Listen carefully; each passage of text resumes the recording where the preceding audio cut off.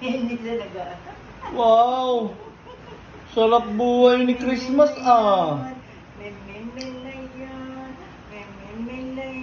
Christmas po ang pangalan ni Christmas. May yaya, sabi mo. Ito po Ha? yung yaya. Hindi po siya yaya. Siya po ay ang aking hipag. Tignan niyo po si Christmas. 3 months lang po yan. Kaya po Christmas ang pangalan niya dahil nung nakuha po namin ay December 24. Ito lang po, itong katatapos na Christmas. Nag 3 months siya nung 14. Oh, nung Valentine's Day nag ano siya? Nag 3 months. Ito naman si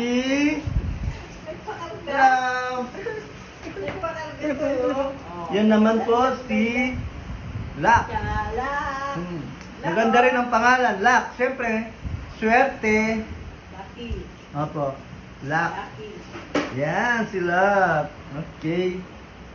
Pero si Christmas ang topic natin ngayon, starring. Baby. Baby, Kasi baby namin. kinakarga ni Ate Arlene. Meme daw siya, meme.